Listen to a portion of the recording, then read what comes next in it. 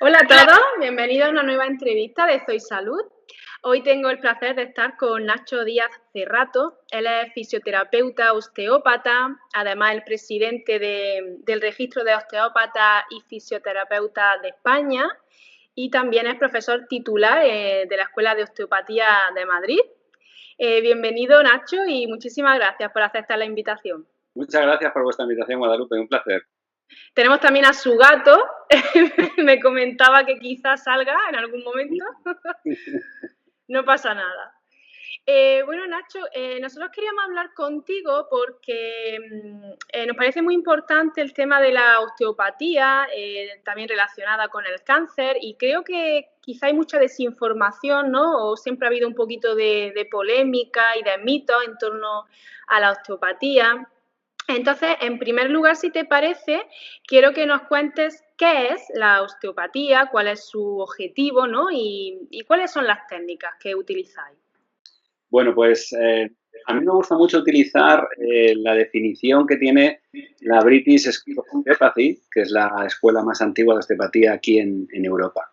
Y Uh-huh. habla de que la osteopatía es un sistema de cuidado de la salud. Entonces, estamos hablando de medicina osteopática. Eso es importante porque la medicina incluye diagnóstico y tratamiento. Entonces, lo más conocido son las técnicas, pero lo importante o lo diferenciador es el diagnóstico, porque primero hay que saber si el paciente es susceptible de ser tratado o no, si hay que derivar. Uh-huh. La siguiente parte de la definición decía que utiliza una serie de métodos manuales de diagnóstico y tratamiento. Entonces, la verdadera osteopatía es exclusivamente manual, sin ningún aparato. Uh-huh. Y todo ello orientado o guiado hacia recuperar los sistemas que tiene el cuerpo para mejorar su salud. Entonces, el propio fundador de la osteopatía nace en el siglo XIX en Estados Unidos, en Kirkville, en Missouri, fundada por el doctor Andrew Taylor Still. Y el doctor Still, de hecho, era un adelantado a su tiempo, porque ya hablaba del tratamiento de la osteopatía no solo como lo entendemos muchas veces a día de hoy para patologías musculoesqueléticas, sino que hablaba de ese concepto de medicina osteopática. De hecho, creó un sanatorio para enfermedades mentales donde, aparte del tratamiento, se hacía estrategias de ejercicio terapéutico y de cambios nutricionales. Entonces, Uh-huh. la osteopatía, digamos que se debería llamar medicina osteopática. Está contemplada en la OMS, en la Organización Mundial de la Salud, como una profesión de primera intención, Uh-huh. a nivel, vamos a decir, de organización sí, a nivel político, vamos a decir, en cada país hay una normativa. Por ejemplo, en el país fundador, en Estados Unidos, la osteopatía sería el equivalente como a un médico de cabecera o a un médico generalista aquí en España. En otros países, como en Reino Unido, bueno, en todos los países de la Commonwealth, vamos a decir, Uh-huh. sería profesión independiente cuando acaban el bachiller. Allí. Hay en otros países en los que va vinculado a una profesión sanitaria, es lo que sería la formación tipo 2. Por ejemplo, en Rusia solo la pueden ejercer los médicos y en España la orden ministerial dice que la osteopatía es una competencia del fisioterapeuta. Uh-huh. ¿Cuáles son los mitos más comunes en torno a la osteopatía? Bueno, pues los mitos más comunes, algunos de ellos, por desgracia, con muy mala intención, es querer tacharnos de pseudociencia. Pero la osteopatía tiene una evidencia científica tan buena como muchas de las otras disciplinas que hay. Es más, en España muchos de los estudios de calidad están realizados por fisioterapeutas osteópatas que son doctores en fisioterapia. Entonces tienen un background, un bagaje en investigación bastante potente. Entonces, ese es uno de los mitos. El segundo mito, quizá más importante, es que es una técnica, o que las técnicas de impulso, las técnicas de thrust, lo que conoce el público como los crujidos articulares, que son peligrosos o agresivos. Son peligrosos o agresivos siempre que se realicen mal y que no se haga el diagnóstico previo. Pero el riesgo, hay actividades de la vida cotidiana que tienen más riesgo que una técnica de impulso, por ejemplo, montar en bicicleta, tomar el coche y demás. Entonces, de nuevo, lo importante es tener una base previa de diagnóstico diferencial. Estos quizás serían los dos grandes mitos. A partir de aquí, quizá uno de los grandes problemas ha sido la falta de legislación contundente desde mi perspectiva, aunque está claro que la ley dice que la osteopatía es parte de la fisioterapia, pero ha habido gente que de una manera alegal ha practicado una osteopatía un tanto raruna, vamos a decir, por ser mucha falta de evidencia, y ahí sí que el problema es que se nos ha metido a todos en el mismo saco, pero es como si yo, a alguien que hace chamanería, le digo que es un médico, pues no tiene sentido. Claro. Entonces, esos ataques la verdad que han sido más desde un punto de vista muy partidario y con ganas de hacer daño más que desde la realidad. Respecto al cáncer, ¿qué puede hacer el osteópata en estos pacientes oncológicos? Primero, sinceramente, soy muy pesado, lo sé, pero esto es importante, centrarnos en ese diagnóstico diferencial. El paciente acude a consulta y, por ejemplo, acude con una lumbalgia que no mejora con ningún tipo de tratamiento, de tipo nocturno. El paciente empieza a presentar esos signos famosos de las 3 A's, anorexia, astenia y adelgazamiento. Pues ahí se nos tiene que encender una luz roja y primero que tenemos que hacer es derivar, decir, uy, aquí hay algo raro. ¿Bien? Pues eso es importante porque incluso cuando el paciente viene con unas pruebas radiológicas, en la escuela donde yo imparto clase, uno de los exámenes que tienen que pasar para conseguir su título de DO es un examen de radiología, que básicamente, o parte de las pruebas que tienen que ver es saber ver ciertos tumores. Porque esos pacientes hay que derivarlos, no pueden ser... Importante. Y luego, realmente, lo que más he investigado es en el tratamiento de los pacientes post-quirúrgicos o post-tratamiento. Antes de entrar ahí, quería hacer un inciso y, bien sabes, el protocolo de Helsinki de experimentación con seres humanos, por ética, evita ciertas cosas. Entonces, por eso no hay tampoco grandes investigaciones en pacientes padeciendo cáncer con tratamiento osteopático.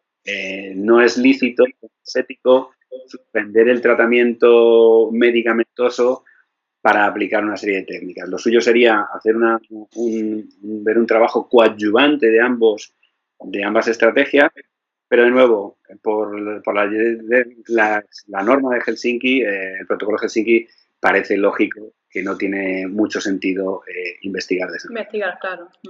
Lo que sí se ha comprobado es, insisto, con cierto tipo de pacientes. Por ejemplo, uno de los que está bastante bien estudiado en un metaanálisis, además bastante reciente, es que mejoraban la sintomatología digestiva de la quimioterapia. Entonces es muy importante. Como vosotros sabéis, es uno de los grandes hándicaps del tratamiento de quimioterapia, esos vómitos y demás. Entonces es interesante.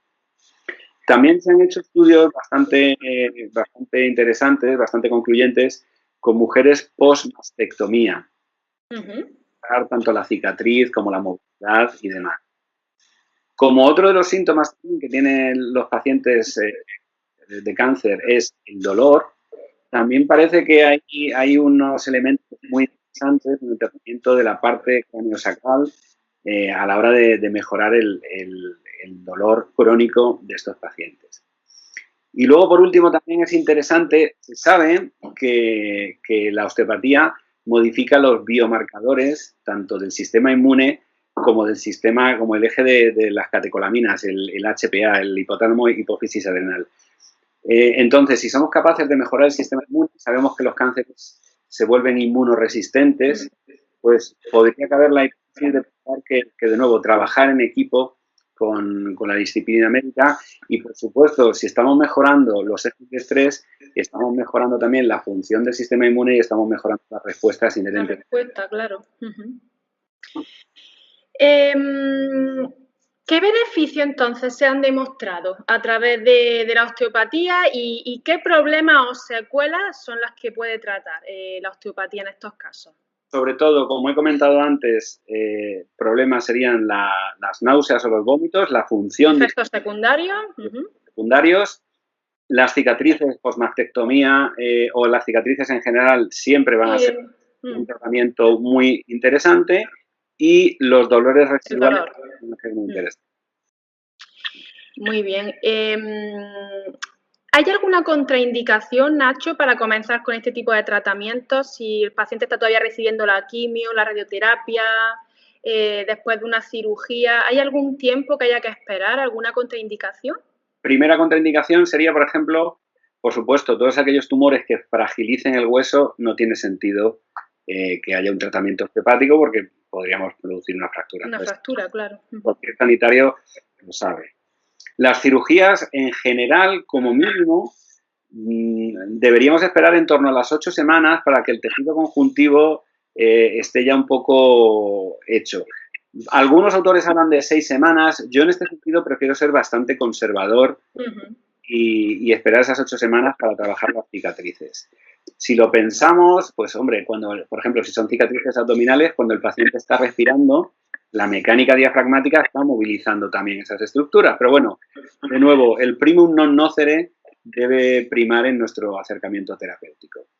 Y luego todo aquello que no esté correctamente diagnosticado, creo que la prudencia manda en este sentido. Hay casos, claro, estamos hablando, ¿no?, del cáncer, pero también pienso en enfermos crónicos, ¿no? Personas con fibromialgia, quizás, síndrome de fatiga crónica. En estos casos, ¿qué puede hacer la osteopatía? Ahí también, en estos pacientes. Me imagino que es más complicado, quizás, ¿no? Bueno, pero quizás se puede acceder más, porque fibromialgia se sabe. En algunos estudios nos hablan de que una paciente, que suelen ser más mujeres que hombres las que lo padecen, ha tenido un historial de 2 abusos a lo largo de su vida. Entonces, 2 abusos no tienen que ser abusos sexuales, puede ser mobbing por parte del jefe o bullying por parte de compañeros de... Sí, cualquier tipo de acoso. Entonces, ese estrés crónico va a modificar la respuesta ante el dolor. Yo siempre le explico a los pacientes que el estrés agudo es la respuesta adaptativa. Frente al dolor sube el umbral. Evidentemente, si tú estás huyendo de un depredador, no te preocupas si te has raspado un codo. Pero cuando ese mecanismo, que es fisiológico, se mantiene en el tiempo, le digo a los pacientes que se produce como un golpe de estado. Entonces, el umbral baja dramáticamente y con menos estímulo se produce el mismo o más dolor. Bien, pues una de las tareas desde la osteopatía es normalizar ese sistema nervioso vegetativo de manera que empiece a responder de la manera natural que tiene que responder. Y eso es muy interesante. Entonces, digamos que es romper esa sensibilización central que es la que justificaría los síntomas del paciente. Con lo cual es clave, puede ser una de las partes clave del tratamiento. Dentro de las técnicas osteopáticas, aunque la más conocida son las técnicas de thrust, las técnicas de impulso, pero también tenemos técnicas de cráneo y tenemos técnicas viscerales, que recordar, el vago tiene una función más de aferencia que eferencia. Entonces, a través de normalizar el sistema visceral, estamos entrando en el sistema nervioso del paciente. Y técnicas faciales también. Entonces, las técnicas faciales también es una manera de entrar en esa neuromatriz, en esa neuromatrix, y normalizar la respuesta, normalizar el sistema vegetativo del paciente. Muy interesante. Y en el caso de pacientes con osteoporosis, ¿ahí qué puede hacer el osteópata?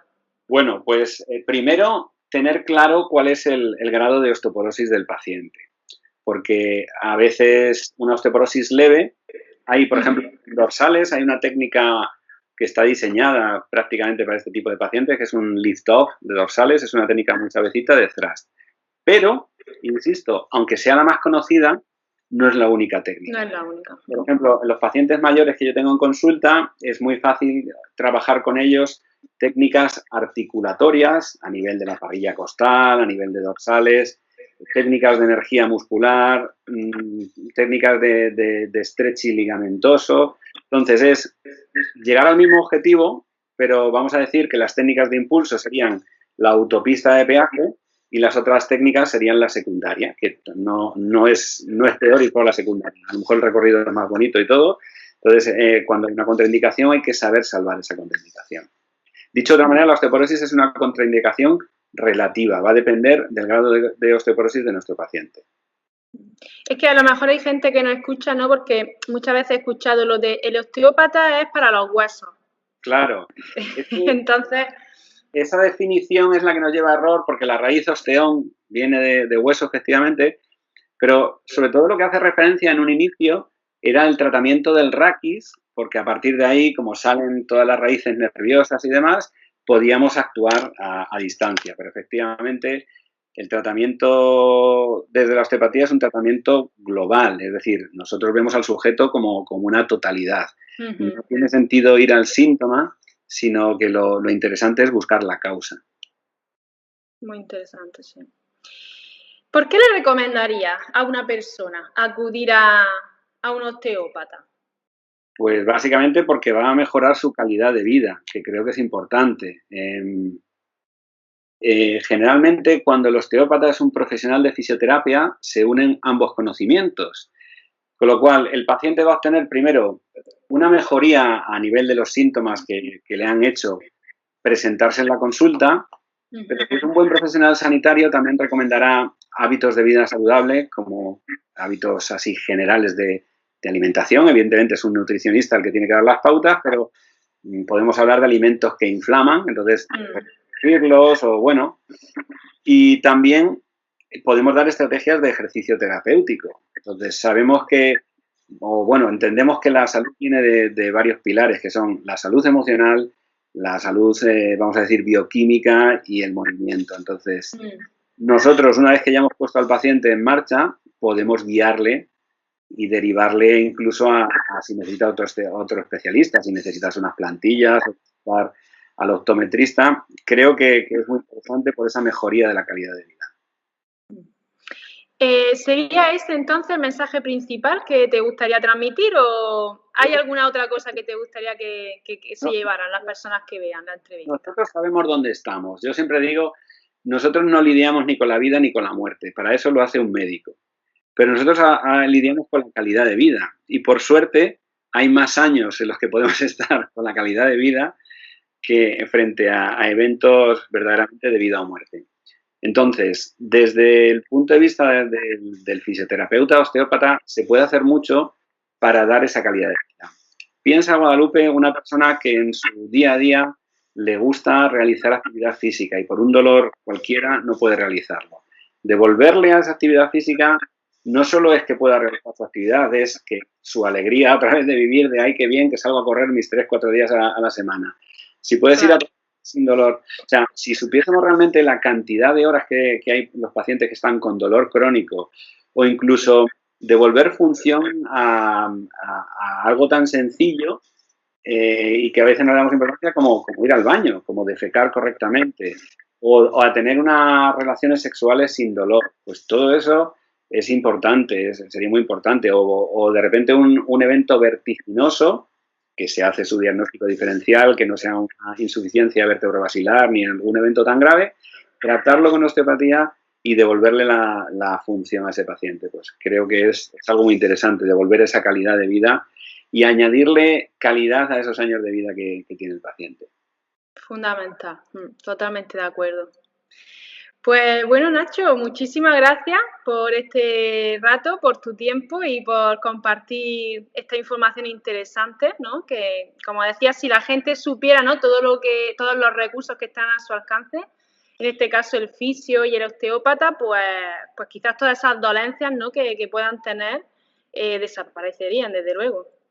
Pues gracias a vosotros por interesaros, por darme esta ventanita para poder hablar de lo que me apasiona y bueno, quería finalizar realmente invitando a todos los pacientes a que se animen a conocer, si no conocen, esta disciplina de la salud, como he dicho, reconocido y recomendado por la Organización Mundial de la Salud, en el marco español, que es el que nos atañe, siempre que buscasen a un fisioterapeuta osteópata. Osteópata, importante. Importantísimo. Muchísimas gracias, Nacho. Ha sido un placer. Gracias a vosotros. Hasta pronto. Un abrazo. Gracias, un abrazo.